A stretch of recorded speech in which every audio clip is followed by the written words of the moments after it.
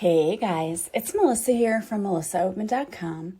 Welcome to Awaken Your Inner Awesomeness, a daily podcast devoted to spirituality and self-help. If you're new, I want to welcome you. If you're returning, welcome back. So today I wanted to talk to you about worry. And are you allowing worry to overtake your entire life? Because worry doesn't really do anything positive for you. And I know you've heard me say this, but I want to relate it to something that I've been learning in my own life. And before I get to that, I want to tell you a story. And before you think, oh my gosh, she's going off on this tangent and it has nothing to do with this, it does. Everything will tie back in, I promise. So, of course, we are approaching Christmas time and the holiday season. And before this whole pandemic, Black Friday was a real thing, right? You guys remember all of the crowds and people pushing, and looking back now, we think, oh my gosh, I can't even believe we ever did that. But I remember when I was little, my sister and I just wanted nothing more for Christmas. We wanted these Cabbage Patch dolls. And in the 80s, the Cabbage Patch Kids were the thing. That was the craze. And you couldn't get them. Like, they would have a limited supply and people would go in the stores and they were throwing them out and you'd have to catch one. And my mom and my brother went. My brother was only 4 years older than us. So they went and they stood in line, and the crazy crowds, and they were throwing them out, and they each caught one, and the lady was trying to rip one out of my brother's arms, and he's only like 12. It was crazy. And I remember too, one year, it was Black Friday, and my brother and I saw that they had an ad in one of the local toy stores that they had all these games and everything that were half price. It was a crazy deal. And at the time, I was a single mom and my kids were very little. And I was just starting as a teacher. And of course, I made like nothing because starting teacher salaries are pathetic. So I thought, oh, this would be super helpful because if we go, I can get them a lot more things with my money because everything's half price. And it was Thanksgiving Day that we saw this. My brother was like, well, let's go. Let's just do it. We can do it. We can stay up. So after having eaten this massive Thanksgiving dinner and we're tired, we made pots of coffee and we're staying up and talking to each other and like telling stories and laughing, trying to stay awake. And it's midnight. We're like, okay, let's go. So we made it, staying up till midnight on Thanksgiving when you know you want to pass out at like 4 p.m. So we get in the car and we get all the way up there. And the lines were just wrapped around the building. And we just looked at each other and we're like, nope, not worth it. And my point with this was, you know, there's a trade-off for paying the cheaper amount of money, right? When you go on Black Friday, even though there's huge deals, you're trading your time for that money spent, because we would have waited there probably for hours and not even really known if we would have gotten anything because they probably had like 10 of those items. But you're trading your time for your money that you save because, you know, time is money. And that time that you spent there, like standing in line and just being super frustrated, it's like, is it really worth that? I don't know. And in the same way, you spend a lot of time worrying about things that in the end you go, was it worth all that time that I wasted worrying about this particular situation when, one, I didn't really have control over it in the first place, or two, the outcome that was going to happen was going to be for my highest good? Because if you have faith and trust in the universe, then you have faith and trust that whatever happens, it's going to be for your highest good, because the universe will never bring you to something without bringing you through something. It's usually always a lesson for us. And the sooner we can realize, oh, maybe I'm supposed to be learning something in this situation, instead of trying to control it, instead of trying to fear it and worry and everything else. And believe me, we've all been programmed to worry, especially if you had parents who were worry warts. You know, if they were always like, call me, are you safe? Are you this, are you that? And I have to admit, I've done that to my own children because we just have this tendency to worry. But worry doesn't do anything positive. And I'm learning that in my own life. I know that I've talked about this a little bit before, but I am in the process of my children going from being children that I had to care for and look out for every single moment of every single day to they're adults and you got to let them go. And they're experiencing their own separate struggles in life. Each one of them different, I mean, it revolves kind of around the same thing growing up, but they're very different. And I have had an issue with my daughter not really wanting to talk and just kind of isolating herself somewhere else. And that's been really hard for me because we used to talk and we used to be close, and I want to be able to still have that with her. And I was trying to control this and you have to talk to me. You need to do this. You need to do that. And not realizing it. What I was doing was when I would talk to her, we're moms, right? We want to try to fix everything. And not even knowing what I was doing every time she would talk to me and tell me about all of her worries and concerns, instead of just listening to her and just being there, I would throw in suggestions like, well, have you tried this? Well, have you done this? And have you done that? And I thought I was helping, right? It's like we are in that mom mode. This is what we've done our whole lives. And I went back to, we were seeing a grief counselor after my ex passed away. So I went back to the grief counselor and I'm just like, I don't know what to do. Everything I say is wrong. And she said, oh, I understand totally. But have you tried just listening and not making suggestions and not, she's like, when you talk to her, do you say this? And I didn't even realize that I was doing that. I just didn't even know. I was on automatic pilot because it's what I've always done. And then I thought, oh my gosh, yeah, I do always try to offer suggestions, thinking that I'm being helpful, when that's not what she wants or needs. She just needs somebody to listen.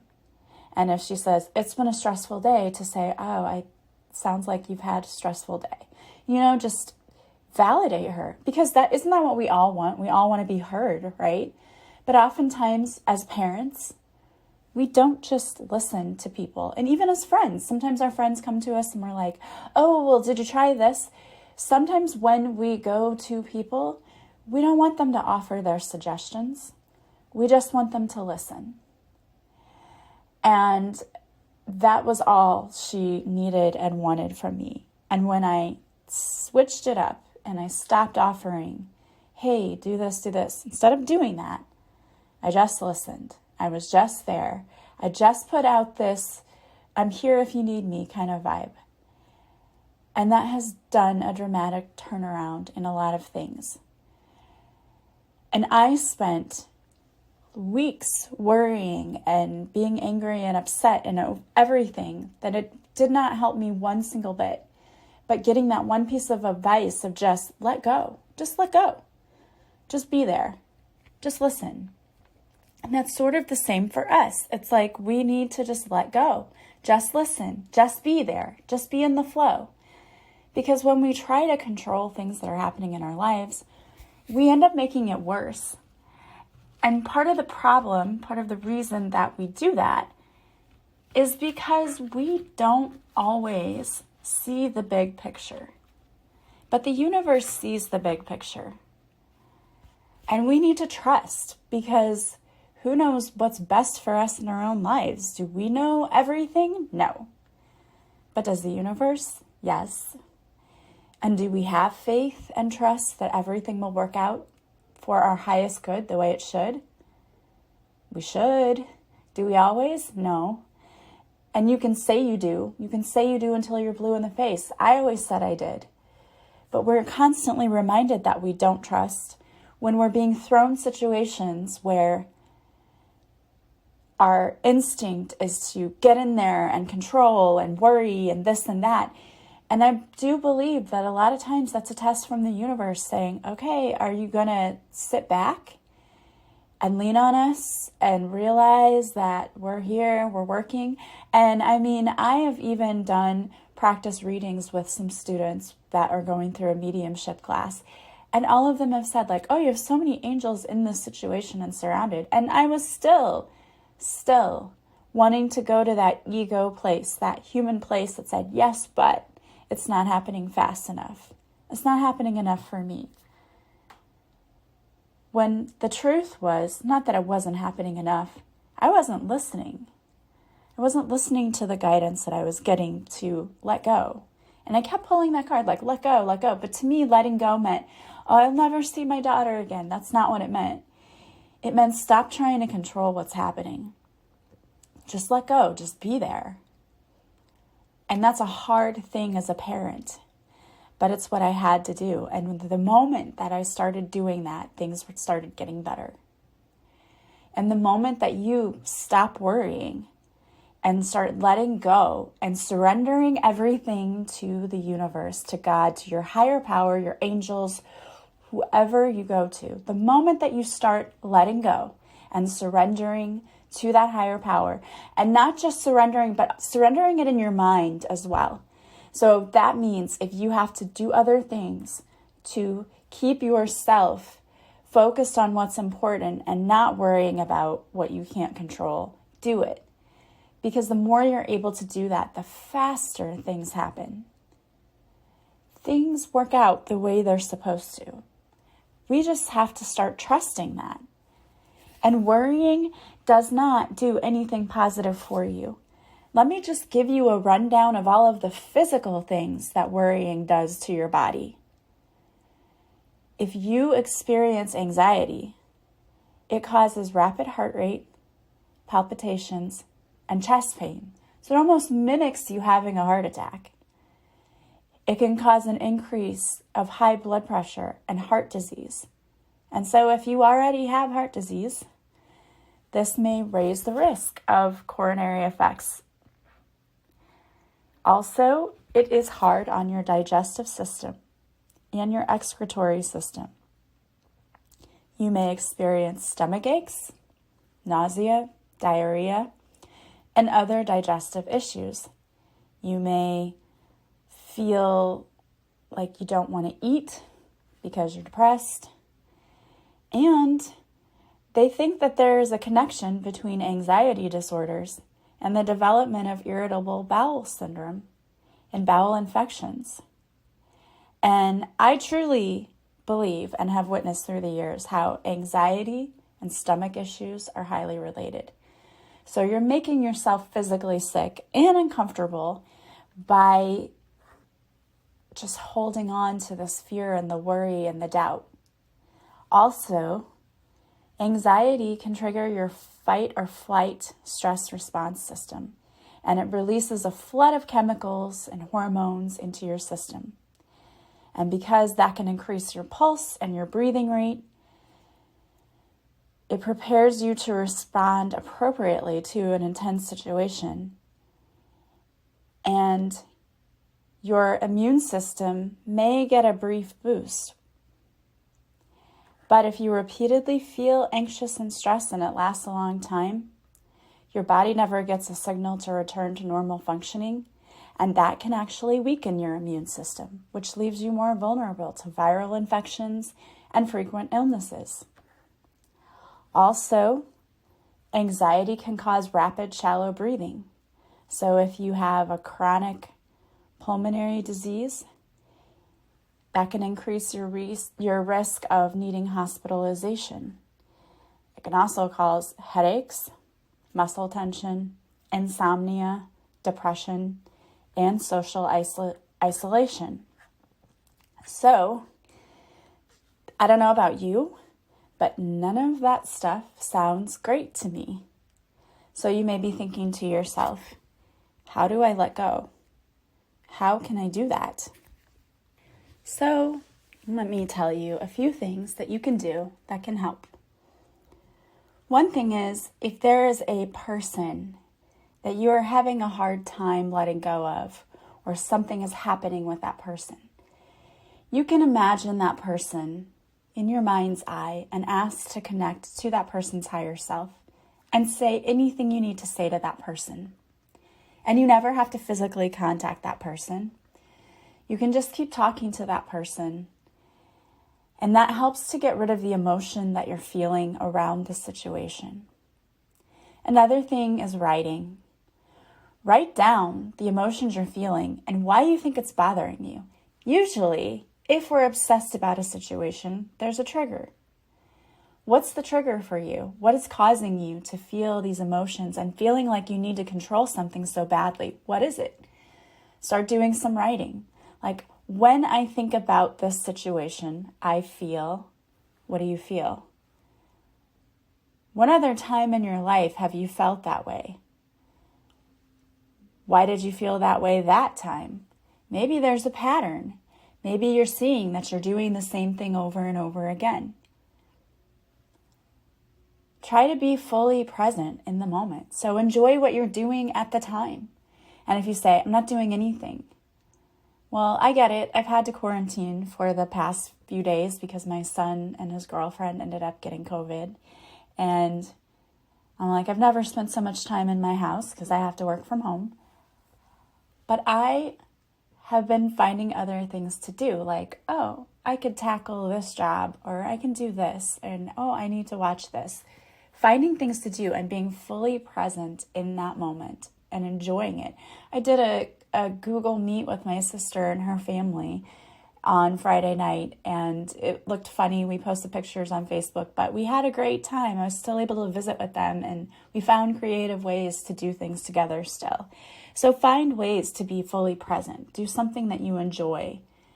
Ground yourself, because most of the time, when we are trying to control something, it's because we're afraid of something. Fear is coming in. Fear of what? Sometimes it's losing people. In my situation, it was fear of losing my daughter, even though everyone is like, that will never happen. But it was fear of that. Fear of what? What are you afraid of? That is the question you should ask yourself. What are you fearing? What is making you this paranoid? Why are you reacting this way?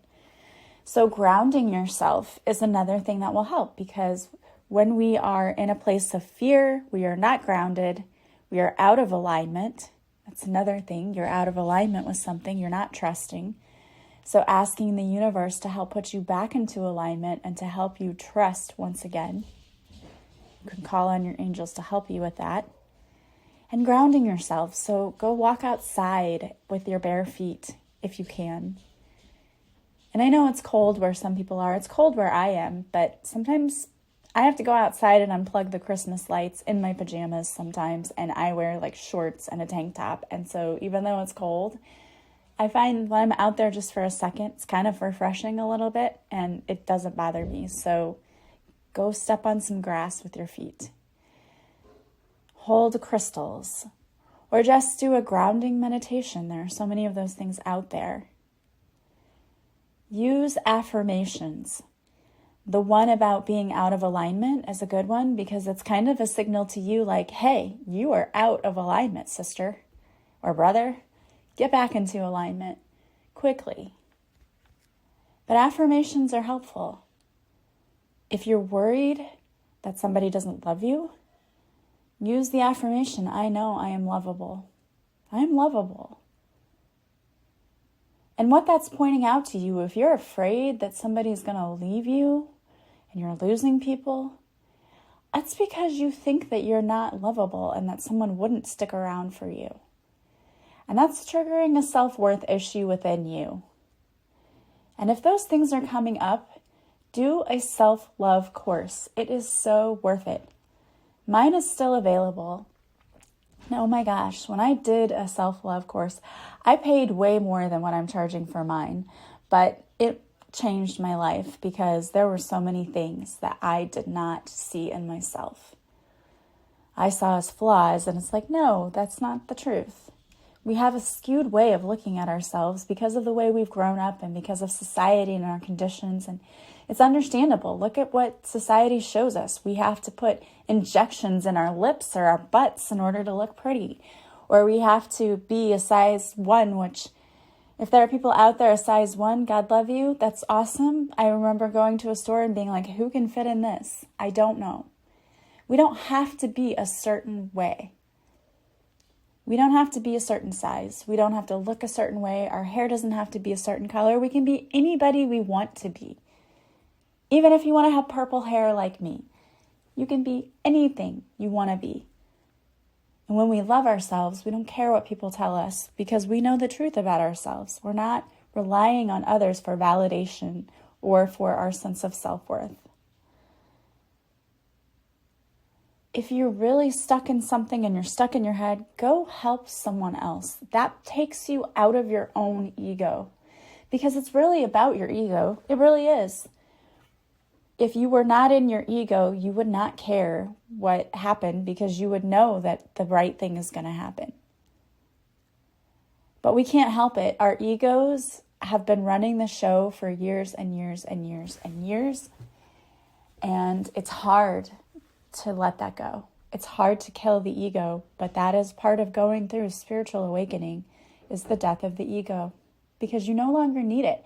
Ego just is edging God out anyway. And what you're saying is, I don't trust God.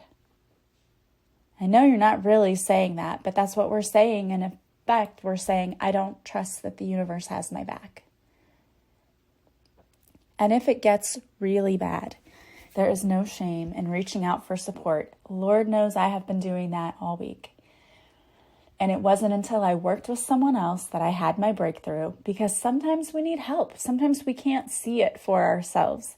And we need someone else to help us figure it out. There's no shame in that. That's half of the time, that's what I do in coaching sessions. People come to me and they're like, why am I stuck on this? And I get it because I am not able to see it for myself sometimes either. And I have to go and get help from my mentors and my coaches too. You're not alone. This is not an easy thing. Life is not easy. And if you're here and you've made it this far, you should pat yourself on the back because it is tough. And there is no shame in needing to go somewhere or to someone for help in understanding your situation. Because like I said, sometimes you figure it out in talking to someone else and you're the one who figures it out, but you needed to bounce your ideas off of someone else. And that's great. And working with a professional, they can give you tools to help you get through it much faster and easier. Believe me, I know. I've been the one to give tools to others and to help them, and I've been the one who've needed the tools and have needed help from others. So I've been on both sides. It's an amazing thing when you make a breakthrough and you're like, oh my gosh, I finally get it. And it feels so much better because you don't have to worry. Again, worry doesn't do anything positive for you. Don't sit and stay stuck. Do the things that you need to do to get yourself through it. Even if that is investing in yourself by paying to go get help from someone else or taking a course, it's worth it. You are worth it. Okay? Make the investment in you. That is the best money you will ever spend because it shapes your entire life. It's not like, oh, I took a course for a week and for that week I was good and then never. No. If you keep going back and using the tools you learn, it helps you for the rest of your life. And I am in such a better place now than I was even a few months ago. I am on a continuous journey to improve myself, and it is amazing. And I highly recommend continuing to do the work. People think, well, I did the work, I'm done. You're never done. You're never done. It's a continuous process. But that shouldn't make you like, oh, no. No, it's a good thing. It gets easier, it gets better. But you got to keep working at things. All right, guys, I wanted to pull a card for you today. And I pulled 2 cards. They are from my Divine Whispers deck. The first one is Rest Your Weary Head. You are busy. You are constantly going in every direction right now. The universe wants you to slow down, relax, take some time for yourself. It's so important to get a good night's sleep every evening. Your body is a miraculous and amazing vessel that needs time to recharge. Be sure to set some time aside before you go to bed to unwind. Do a quick meditation, take a hot bath, read a little out of a good book. Do something to release from the day's tension. Before your head hits the pillow, be sure to thank the universe for all of the amazing things that happen during the day, like having a pillow to rest your head on. Remember that there are people who only dream about being where you are. There is a little prayer that goes with this card. As Creator of all that is, I want to thank you for the awesome blessings that flowed into my life today. I can't wait to see what tomorrow has in store for me. Thank you for the rest that is allowing my body to recharge, rejuvenate, and restore my energy. I know I'm going to have beautiful dreams tonight. I love that. And the next card I pulled for you is I surrender. It's time to surrender the outcome of a particular situation. When you let go of control and realize that the universe has your back, you will experience immense peace. You can't control how or when things show up because it will happen in divine timing, so forget the how for now. When we try to control how and when things show up, we are allowing fear to step in. Fear often makes a mess of things. Simply breathe, relax, and trust in the awesome power of the universe. You are in good hands. And there are a couple of daily mantras that go with this card. The first is, I am divinely guided and protected. The second, the universe is working behind the scenes on my behalf. And the third one is, everything is working out perfectly for me.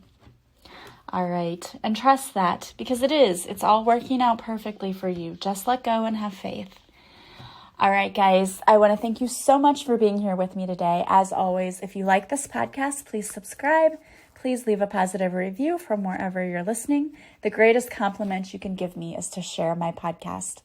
Also, if you want to work with me, you can go to my website, melissaoatman.com. There you will see all of the services I offer, including my classes, from the offerings page. If you click on the main offerings page, you can purchase anything there. And if you purchase a session from me, you can contact me and we will set up your session. All of my sessions are done online through Zoom, so you never have to leave the comfort of your own home. If you wish to take a course from me, purchase it there. And once you purchase, you will receive a document that will give you all of your login information for the course. And of course, the course is yours to keep forever, so you can go back and revisit it anytime you need to. Also, don't forget to follow me on social media. I go live Mondays at 6:30 Central on Facebook, where I do a free card reading. If you show up for the live, I'll pull a card just for you. I post videos to Instagram, and I have free guided meditations on my YouTube channel. Go check that all out, and please follow me on all of those platforms. All right, guys, I hope you have a beautiful day from wherever you're listening. I am sending you guys so much love and light, and I will talk to you soon. Bye, guys.